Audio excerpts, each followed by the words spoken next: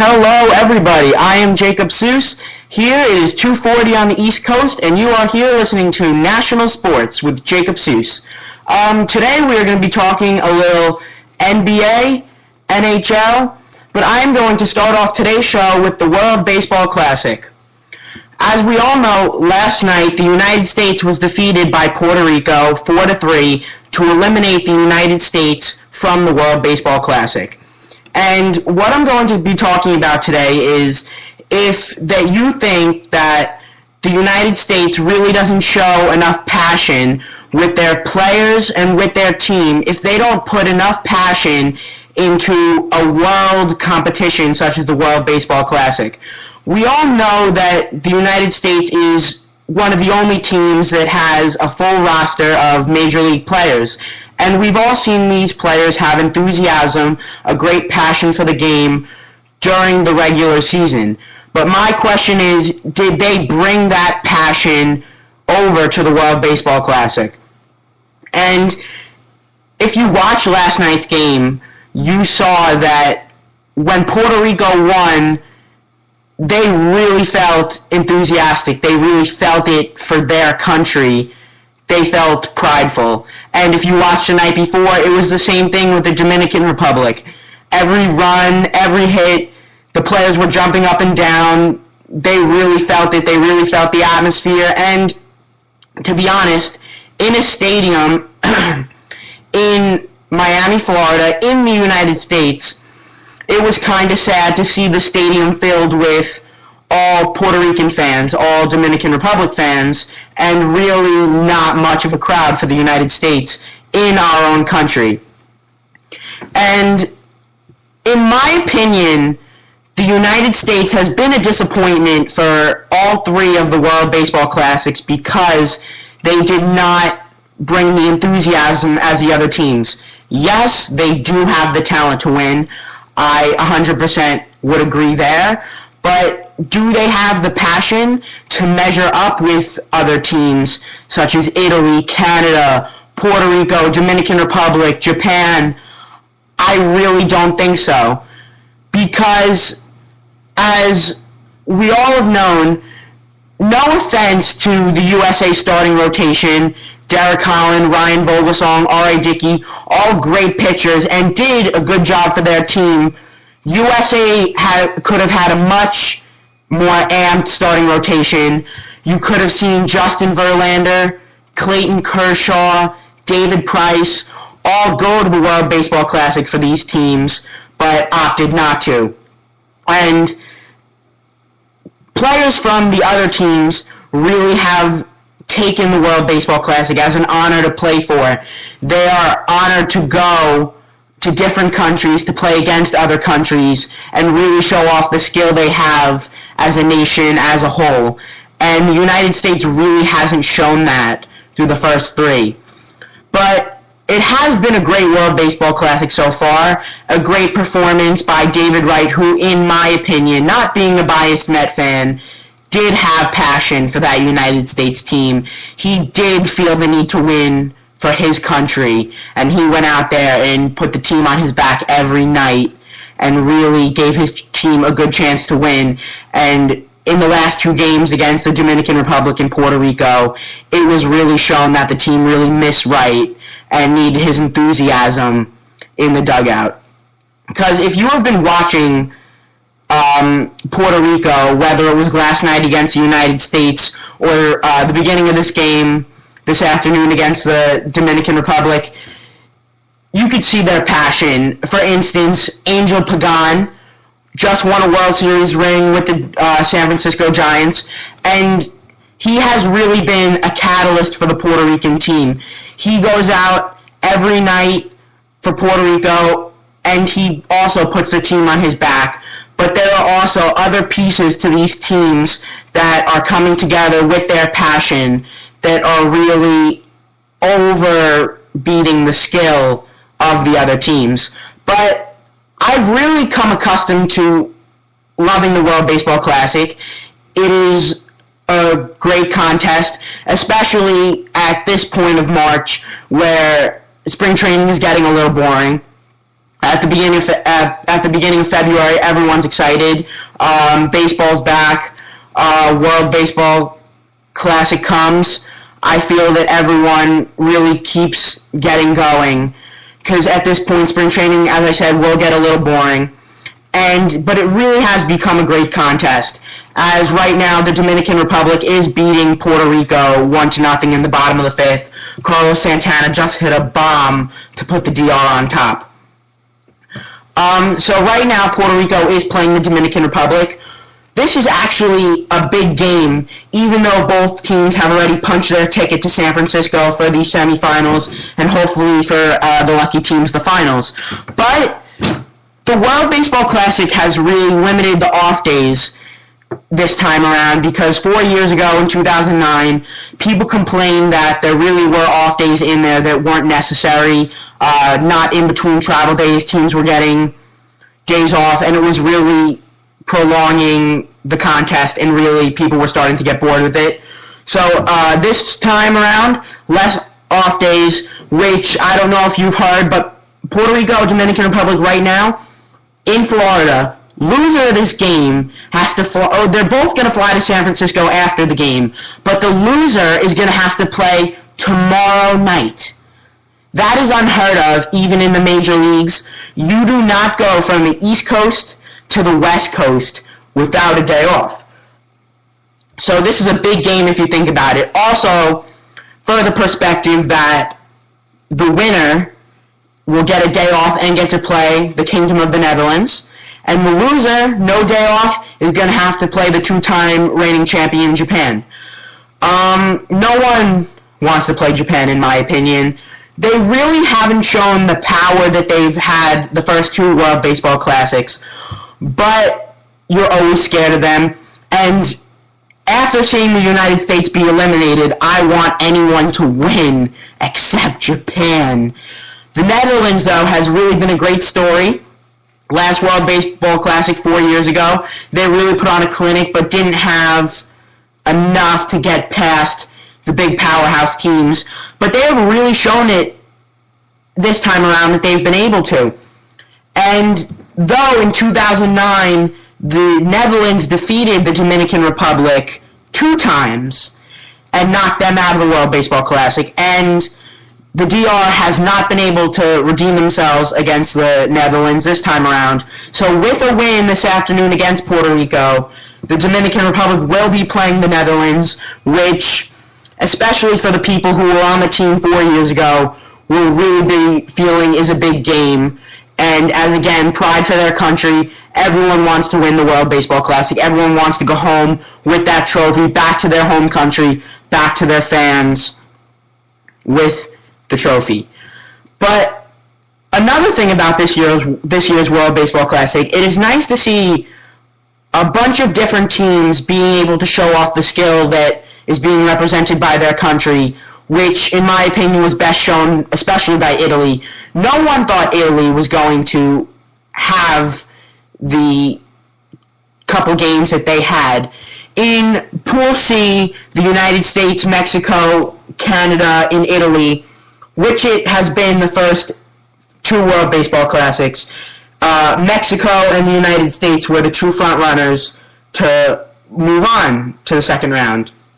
But Italy, which no one expected, came out and did not lose a game except to the United States, which propelled them to go to the second round. They beat Canada, they beat Mexico, but did lose to the United States, but really showed what they had and really represented their country well, in my opinion. Tough break for them in the second round. They were winning 3-0 in the 7th inning against Puerto Rico. Puerto Rico rallied.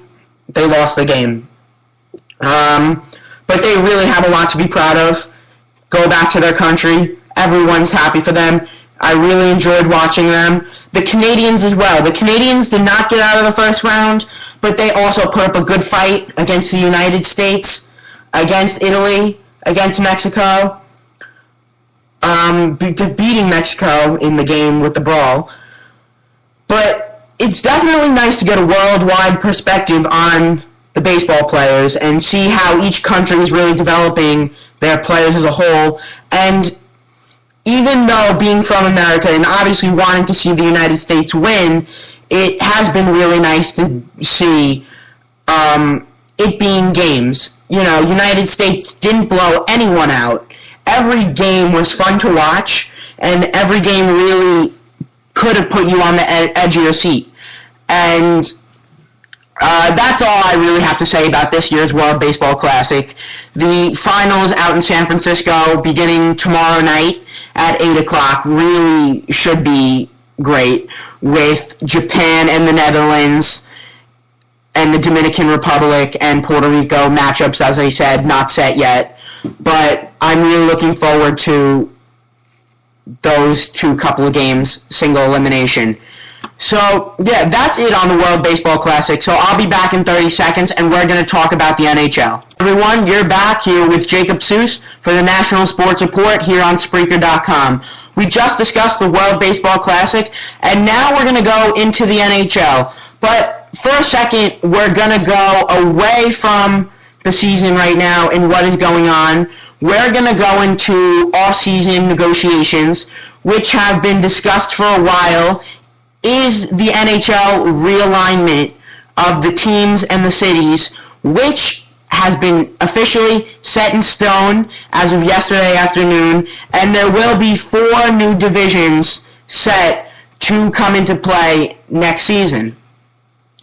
So I'm going to start off with Division A, which will be the Anaheim Ducks, the Calgary Flames, the Edmonton Oilers, the Los Angeles Kings, Phoenix Coyotes, San Jose Sharks, and the Vancouver Canucks.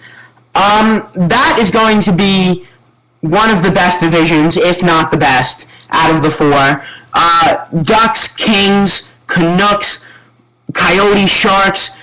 I think that is going to be great for hockey because everyone really wants to see those teams play each other, you know, between 8 and 10 times a season and really get those marquee matchups, which will be better for the sport of hockey because the more better games, the more fans they can attract. Though they did not lose a lot of fans during the lockout, which was expected, which was good for the sport. So we're going to move over now to Division B, which will be the Chicago Blackhawks, the Colorado Avalanche, the Dallas Stars, the Minnesota Wild, the Nashville Predators, the St. Louis Blues, and in addition to the Western Conference, moving over to from the Eastern Conference, in which will be their 3rd year, back in the NHL, the Winnipeg Jets will move over to the Western Conference. I think this is going to be a big move for them. They've always been a part of their Western Conference, their history. So I think the fans are it's going to be nice to see them back in the Western Conference, playing against the teams they've played against for the franchise the first time it was around in Winnipeg.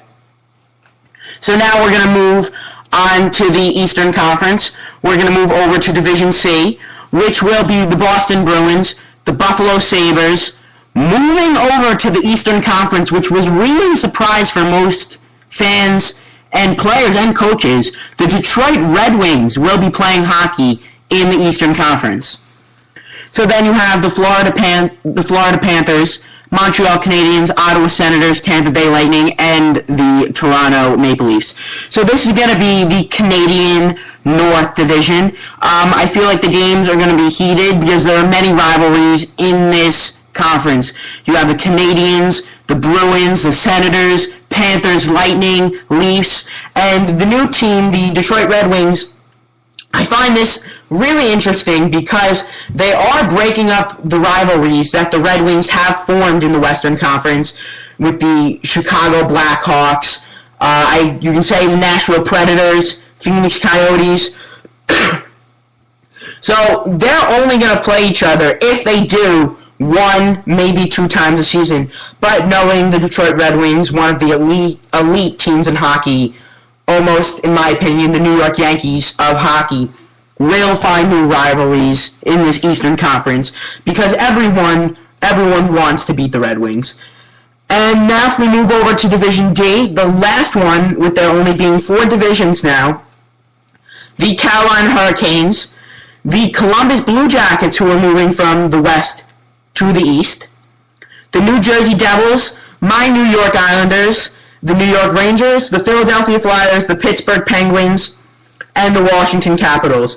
So this division here is also going to be one of the best because it has the skill and talent level of the Atlantic Division, Penguins, Flyers, Rangers, Devils, with the New York Islanders, who will be good in the next couple of years, especially when this division really gets put into play. And then you have the Washington Capitals, who really have been a disappointment. Unfortunately, you can see that their franchise as a whole right now is starting to go down the drain. It's almost time for them to start new. Trade Ovechkin really hasn't been the same way the past couple years.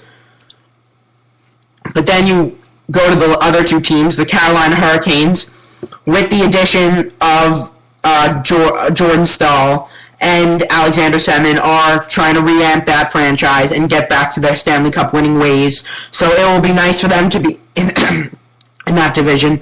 And then you also have the Columbus Blue Jackets, who I know right now are the worst team in hockey.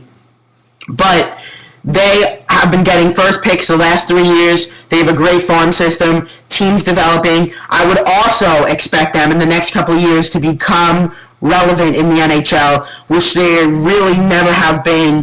They are the newest franchise in the NHL, besides the Winnipeg Jets, if you want to count them. So the Columbus Blue Jackets are really trying to make their franchise relevant and really become a factor in the NHL.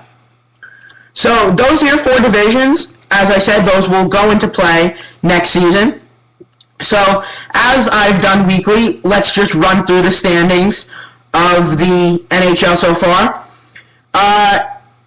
You got Montreal leading their division. Tight race there with Boston. They're atop the Eastern Conference. Montreal 40 points, Boston 39. Then you got Ottawa, Toronto, Buffalo all trailing. Tight race in between the middle of the Eastern Conference between Ottawa and Toronto. Buffalo really been a disappointment even under their head coach after they have fired Lindy Ruff. The Atlantic Division, you have the Pittsburgh Penguins leading that division and also leading the Eastern Conference. But after that, you really have a tight division. You have the Devils, Rangers, Flyers, and Islanders, who are all within 5 points of each other, and only 1 point of each other if you disinclude the New Jersey Devils. So, and it is nice to see my New York Islanders playing relevant games in March, playing important hockey games, and seeing them start to grow with the team they have.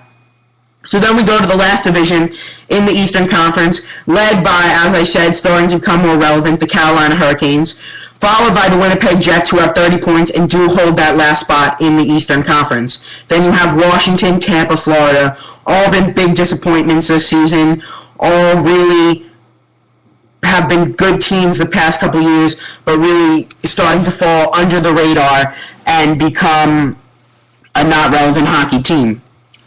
So then, if we move over to the Western Conference, Chicago, streak broken. They lost 2 in a row, but now they've won 2 in a row and really starting to gain that momentum back. 47 points, lead the NHL. No team in that division is even close to them. You have the Blues, Red Wings, Predators, and surprisingly, the Columbus Blue Jackets, who are all decently close of each other. Then in the last 2 divisions, you have the Anaheim Ducks, who, surprising everyone after their very disappointing season last year, 23-3, 43 points, and everyone has been paying attention to the Chicago Blackhawks, but the Anaheim Ducks are right behind them, 4 points. That's an interesting team to watch, interesting to see those play. Ducks demolishing everyone else in that division. Kings, Sharks, Coyotes, Dallas, all again relatively close to each other. Then you have a very tight division, the Canadian division, with Vancouver, Minnesota, Calgary, Edmonton, Colorado, all within at least 8 points of each other, so that is a decently tight division. And that is your NHL wrap-up for this week's show. Next week, we will be going further into the NHL as the season is starting to wind down. Only 20 games left for each team. So it's going to be a tight race to get to the playoffs, especially with the shortened season and everyone really not growing distance besides the Blackhawks and the Ducks, and everyone pretty close to each other. So that was it for the NHL. We're going to take another quick 30-second break, and then we'll be back with the last segment of this show. We're going to talk NBA basketball. Hello again, everyone. We're back with Jacob Seuss here on the National Sports Report on Spreaker.com. We have covered our first two segments of the day: World Baseball Classic, NHL Realignment, Daily Report, and for the last 9 minutes of this show, for our half-hour weekly report, we are going to be talking NBA basketball. We are going to be going over each team's playoff alignment so far and see how those are going to work out. But before we do that, I would like to start off with the Miami Heat streak. Did go to 21 games last night with a win in Milwaukee over the Bucks. And I would just like to add a question. Will the Heat streak end and how soon? So if we look onto their schedule after their 107-94 win last night, tomorrow they play the Toronto Raptors in Toronto, a team that they always handle well. I wouldn't expect them to win there. I would expect them to win there. But then Monday night, coming off Toronto, they're going to go to Boston to play the Celtics, a game which you can watch on ESPN at 8 o'clock. In my opinion, that is the one game that the Heat should be threatened with. Ever since Rajon Rondo has gone down, surprisingly, the Celtics have been playing very great basketball. So that is the one game I think the Miami Heat should be most concerned with for their streak being broken up. Because then after Boston, they go to Cleveland. They should win that game. Then you have an easy schedule: Detroit, Charlotte, Orlando. Then you go to Chicago, who has been a tough team even without Derrick Rose, but I still feel they can handle them. So then they play the New Orleans Hornets. But then after the Hornets, the Heat play 2 games against the San Antonio Spurs and the New York Knicks.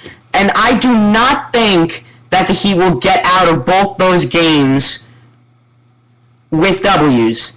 They go to San Antonio, an extremely hard place to play. Then they come home for the Knicks, who, yes, this game is in Miami, but the Knicks have played them very, very well. So if they do lose one of those games, the streak would go to, let's count, 22, 23, 24, 25, 26, 27, 28, 29. So if they can win up until the Spurs-Knicks back-to-back games, they will be on 29 and on the verge of 30 and breaking the record for most NBA games won in a row. So this is going to be very, very interesting if they can get this streak to 29. And the Heat openly have come out to say that this streak really hasn't been put under the radar. You can't. 22 in a row, third most in NBA history. Okay? The NBA has been around a long time. This is history we are seeing right now. One of the best streaks of all time from one of the best teams of all time. And it really is a letdown for the other teams in the NBA because they go into these games against the Miami Heat feeling like they don't have a chance. And can you really blame them? They have won 22 basketball games in a row. That is unheard of, even for the best of teams. The Clippers are the second longest streak in the NBA this season with 17. And they're almost 7 or 8 games above that. That's all I have to say really on that streak, though. For the last 5 minutes of my show, let's go over playoff alignment. So in the Eastern Conference, really every team that is inside the top 8 bubble right now is going to make the playoffs. The Milwaukee Bucks sit in that 8th seed, and they are 7 games up over the Toronto Raptors, who really, I don't feel, will make a run. So the 8 playoff teams in the Eastern Conference will be the Heat, the Pacers, the Knicks, the Nets, the Bulls, the Hawks, the Celtics, and the Bucks. But the question is seeding. All these teams really have a good idea that they will make the playoffs, but where will they seed? Who will they play against? There are a lot of teams fighting for a seed where you won't have to play a harder team until the second, third round. I'm going to take the Nets as an example.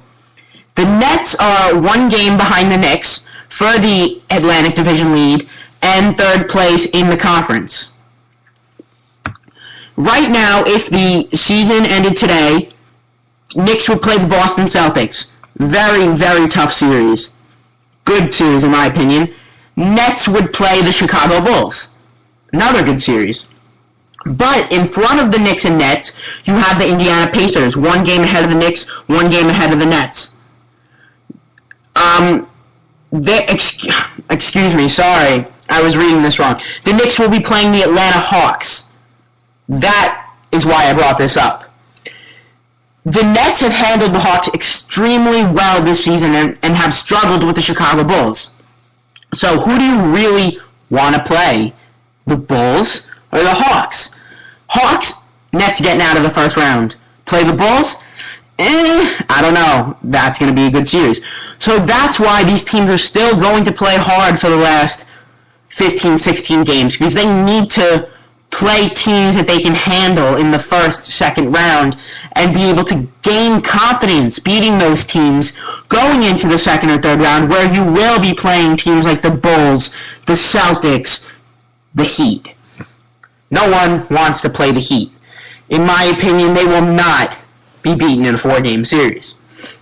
So then we move to the Western Conference, where you really have the first two seeds locked up, the Spurs and the Thunder.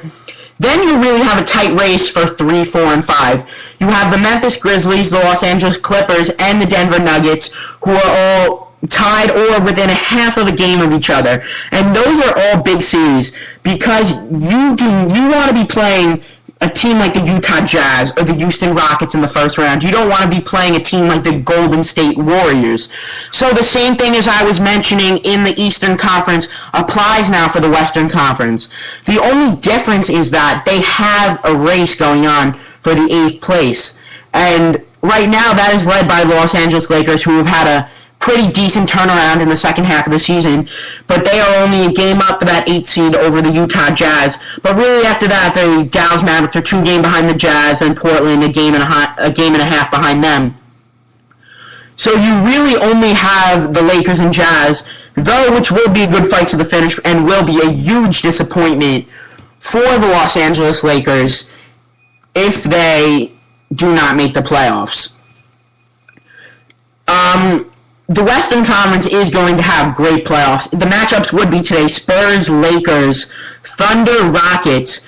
In my opinion, the best series will be the Memphis Grizzlies and the Golden State Warriors, which will be a first-round series if the season ended today. And then you have another good series, the Denver Nuggets, who have won 15 games in a row.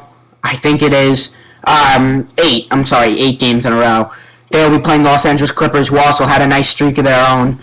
So that is all I really have to say on the basketball matter. To recap today's show, we went over World Baseball Classic, how the contest has really developed over the last 8 to 12 years, the passion teams have brought. We went over NHL realignment, the new 3 divisions that will go into place next season, and we went over the basketball playoff alignments and the Miami Heat streak, which I do think will be coming to a close in the next at least 8 to 10 games.